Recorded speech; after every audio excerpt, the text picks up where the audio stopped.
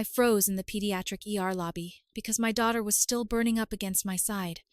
Her little fingers dug into my palm, and all I could hear was her whisper, "Mommy, why did Grandma tell the doctor not to rush?" For a second, I honestly thought I had heard her wrong. The automatic doors kept opening and closing. Someone's phone rang at the reception desk. A toddler across the room was crying over a sticker. Everything looked normal, which made what she said feel even worse. I bent down so fast my knees cracked. "What did you say, baby?" My daughter Ren was 5. She was the kind of child who apologized to chairs if she bumped into them. Soft voice, big brown eyes, always clutching one stuffed animal like it had a job to do. That night, it was her faded rabbit with one ear bent over. She looked at me with glassy, fever-heavy eyes and whispered again, "Grandma told the doctor not to rush because I'm dramatic." My throat closed. I asked the nurse at the desk if there was any way to replay the lobby camera. I didn't even know if that was something people could ask. I just knew my daughter had been wheezing in my arms for almost 40 minutes, and my mother had been in that lobby with us for the first 10. The nurse looked startled, then serious. She asked why.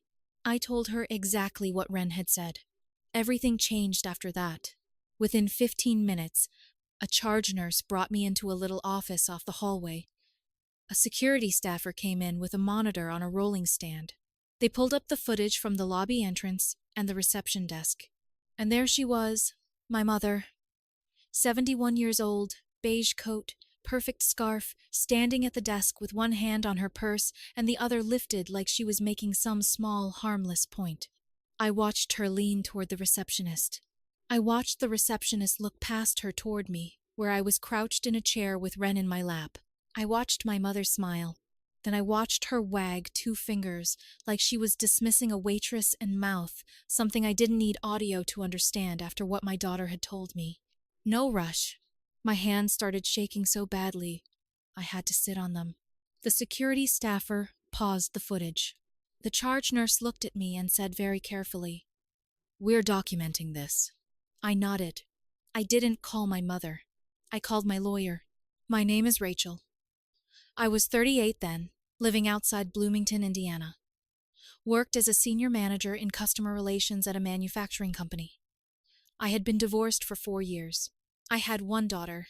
I lived in a small yellow house with a sloping driveway, a noisy stove, and a kitchen table piled high with bills. My mother had spent most of my adult life acting like I was both her greatest disappointment and her emergency fund. Not my brother Gavin, even though he was 42 and forever between opportunities. Not my younger sister Dana, even though she and her husband somehow always had money for lake weekends, matching patio furniture, and boutique candles in giant glass jars. Me, the practical one. The one with spreadsheets. The one who always lands on her feet. That was family language, for we can ask her for anything. It started small after my divorce. My dad's dental bridge, 200 here, 600 there. Then, my mother's property tax shortfall, 1 fall. Then Dana's preschool deposit when her husband's bonus was delayed. Then Gavin's truck insurance because he needed the truck for work. No one ever said loan. They said bridge. Spot me. Temporary. Just until Friday. Just until next month. Just until the refinance. Just until tax return. I knew the numbers because I tracked everything, even when I hated myself for it. $480 for Dad's medication gap one winter. $1,200 when Dana's water heater burst. $2,300 toward Gavin's legal fees after some contractor dispute he swore wasn't his fault. A standing $350 every Friday to my parents for almost 11 months after my father retired and their budget got tight. Then there was the joint household account. That still makes me laugh, in the ugliest possible way. 3 years earlier, after my father had minor heart surgery, my mother said she was overwhelmed paying vendors and utilities online. She said she needed 1 organized child on the account in case something happens. Dana was so busy with the kids. Gavin was terrible with numbers. I was added as a secondary manager on the household operating account connected to their checking and bill pay profile. I told myself it was sensible. What it really did was make me their unpaid back office and silent backup bank. I paid the gas bill more than once to keep things from bouncing. I covered a furnace repair. I sent weekly grocery transfers during one expensive winter. I ordered their prescription refills, balanced due dates, and listened to my mother talk about money like weather. Constantly, helplessly, as if it simply happened to her. And through all of that, she never fully accepted Ren.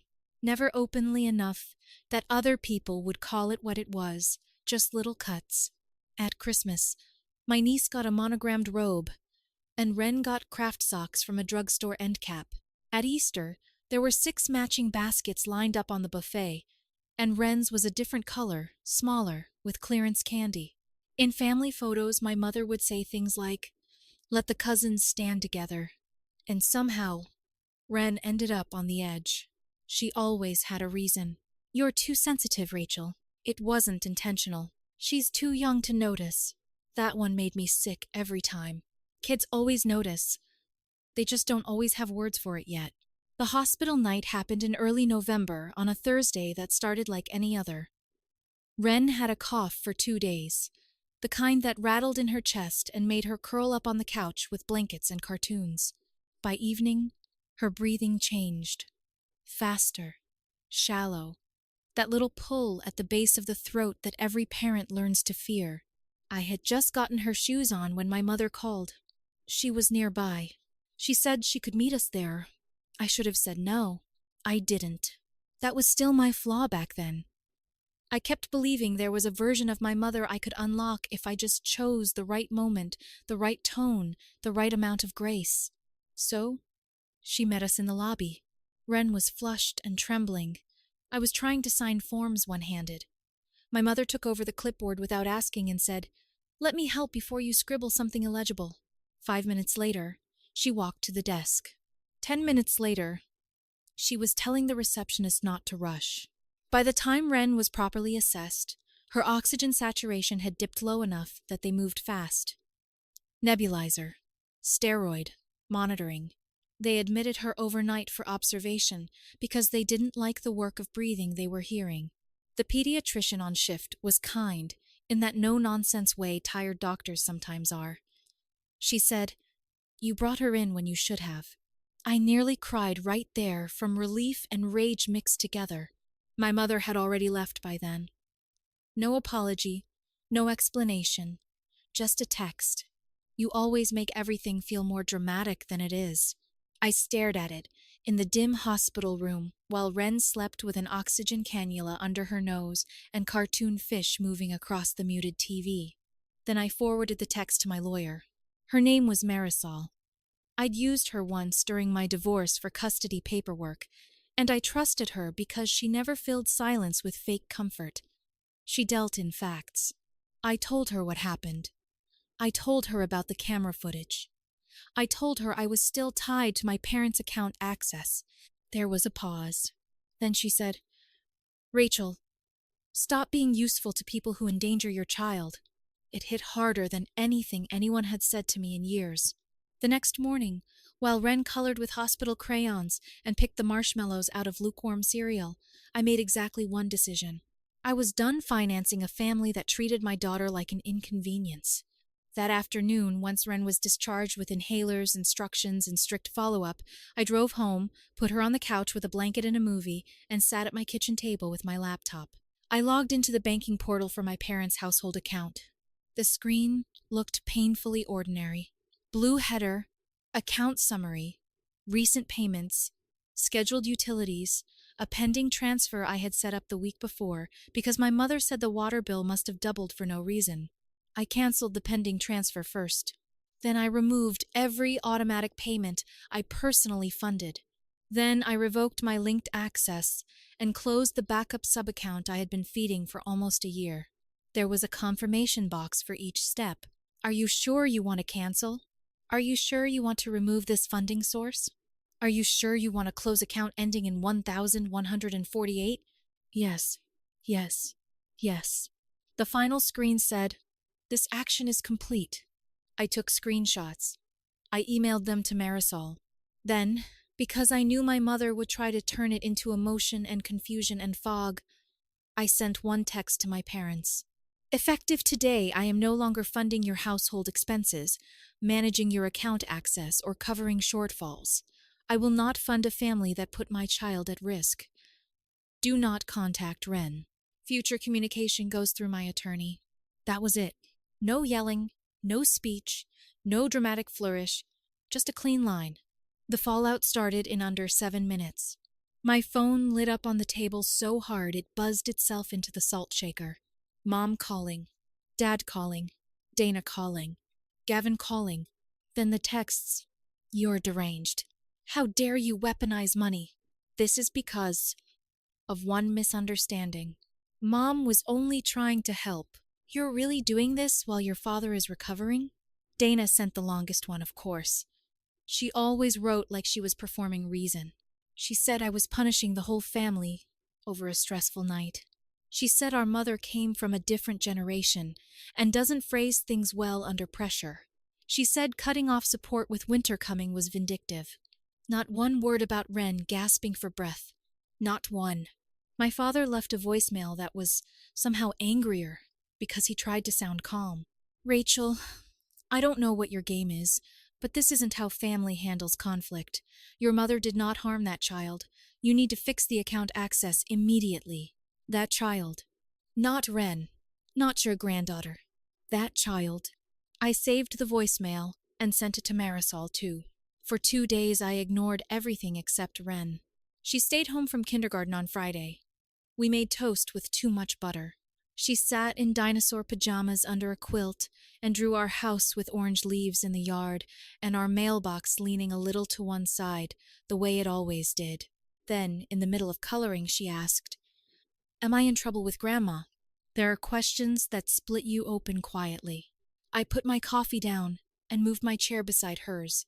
"No, sweetheart, you are not in trouble," she said. "I make people fuss." I took a breath so deep, it hurt. "You are allowed to need help when you don't feel good. Grown-ups are supposed to keep you safe." She nodded, like she was storing that somewhere important. That night, I took every framed photo of my mother out of the living room and put them in a box in the hall closet. Not smashed, not thrown, just removed. On Monday morning, my parents showed up. Of course they did. My mother was wearing the same beige coat from the hospital. My father stood on the porch with his jaw set like he was there to discuss business, not the fact that his wife had interfered with his granddaughter's care. I opened the door, but kept the chain on. My mother started before I said anything. "You need to stop this nonsense. The gas company won't let us delay again, and your father's cardiology bill is still pending. I told that girl at the hospital not to rush paperwork, not treatment. Leave it to you to twist things." That lie came so fast it almost impressed me. My father held up his hand. "Put the account back the way it was, Rachel." I looked at both of them, and something inside me felt very still. Not numb, not weak, settled. "No."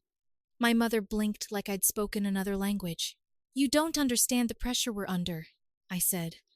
"I understand that my daughter was struggling to breathe and you told hospital staff not to rush. That is not what happened." I didn't argue. I just answered the only part that mattered. "You're off my accounts. I'm not your backup bank anymore." My father's face changed. Then red climbed his neck in patches. "So, this is about money." "No," I said. "The money is the boundary." They stood there in the cold for a few seconds, both of them looking more insulted than ashamed. Then, my mother tried one more turn. "You would do this to your own parents over a child who was fine." I will never forget that sentence. Over a child who was fine, as if the measure of what she had done was outcome, not intent. As if a child only deserved protection after something irreversible happened. I shut the door. The chain rattled. My hands were steady. After that, the family campaign really started. Dana came by to talk, meaning to persuade. She sat at my kitchen table, wrapped both hands around a mug I never offered her, and said things like, "You know, Mom has a big mouth, and Dad is proud. He won't say he needs help."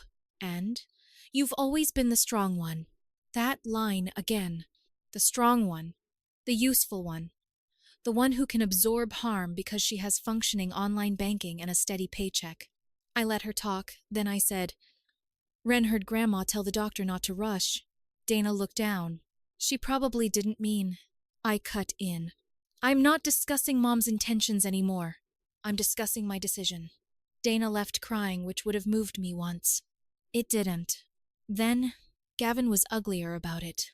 He sent a text saying I was acting rich and righteous over some utility money when everyone knew family helped family. I almost laughed. Family helped family. I had helped them for years. When Gavin's truck got repossession notices, I wired money. When Dana's son needed speech therapy deposits, I covered them for 2 months. When my mother insisted Christmas dinner had to be at her house, but she couldn't manage the extras, I bought the groceries and pretended not to notice her taking credit for the table. They had confused my consistency for obligation. That was their mistake. The quiet support came from where I least expected it. My Aunt Helen, my father's older sister, mailed Ren a packet of stickers and a tiny knit hat with fox ears on top. No note except one sentence on the grocery receipt tucked inside. Children should never have to earn gentleness. I kept that receipt.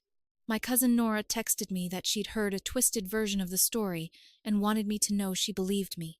Even the neighbor across from my parents, Mrs. Kessler, stopped me at the pharmacy 1 week later and said awkwardly, "Your mother mentioned some money dispute. I'm sorry about your little girl." That told me everything. My mother had gone public with the financial part because it made her look like the victim. She skipped the hospital part because even she knew how it sounded. A week after that, Marisol called me with an update. Because I had documentation of the account structure, the transfer history, my role as manager, and the hospital report noting the concern, she advised me to keep all communications archived and to cease direct engagement. She also helped me draft a formal notice that I was no longer authorized to act on my parents' financial behalf and would not resume support. It wasn't dramatic. It was clean. That mattered to me. By Thanksgiving, the noise had slowed because they had found other people to pressure. Dana hosted that year. I was invited through a group text with no direct message attached, which told me more than enough. I declined. Instead, Ren and I stayed home. We bought a small turkey breast because whole turkeys were absurdly big for 2 people. I made box stuffing because Ren liked it more than homemade. We used the good plates my grandmother had left me, the ones I usually kept high in the cabinet for fear of breaking them. Ren helped set the table with terrible spacing and enormous concentration. Then she put 3 paper leaves she had colored in kindergarten beside our plates. One said, "Mom." One said, "Ren." The third was blank. "Who's that for?" I asked. She shrugged. "Just in case someone kind comes." I had to turn toward the stove for a second because my face went hot. No one came, and that was fine. V8. We watched the parade rerun. We built a blanket fort in the living room and read 2 whole chapters of Charlotte's Web with a flashlight under the quilt roof. There was no tension humming under the food. No little exclusions. No one treating my child like an afterthought. That winter, money got tighter for my parents. I know because gossip travels fast in families that have nothing sturdier than dependency holding them together.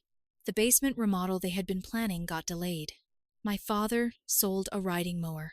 Dana complained in a group chat about having to carry too much. Gavin was suddenly very interested in family budgeting. None of that moved me. For years, consequences had only ever landed on the people around my mother. Now they were landing on her. Good. Christmas came again before I was ready for it. The first snow of December dusted our porch and made the dead mums look gentler than they were. Ren was 6 by then. Taller, stronger, carrying her inhaler in a glitter pouch in her school bag like it was no big deal. She made a paper chain for our living room with red and green strips cut too wide. We baked sugar cookies, shaped like stars and lopsided trees. I let her dump the sprinkles on too early, and half of them slid off onto the pan. On Christmas Eve, I set the table for two.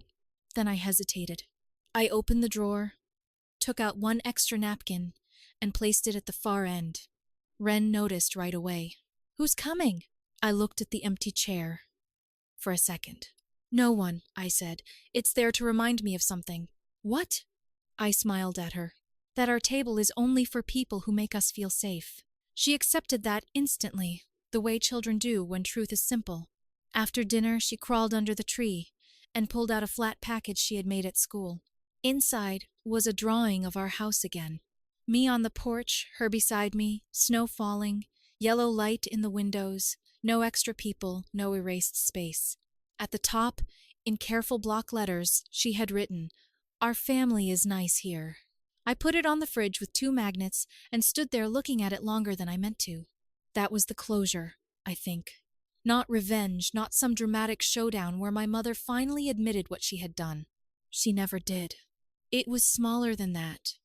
Quieter, truer. It was a child drawing her home as the safe place. It was the empty chair that stayed empty. It was my bank account, no longer bleeding into people who called that love. It was learning that a boundary does not need applause to be right. And if there was one thing that whole ugly year taught me, it was this. The people who benefit from your silence will always call your boundary cruelty.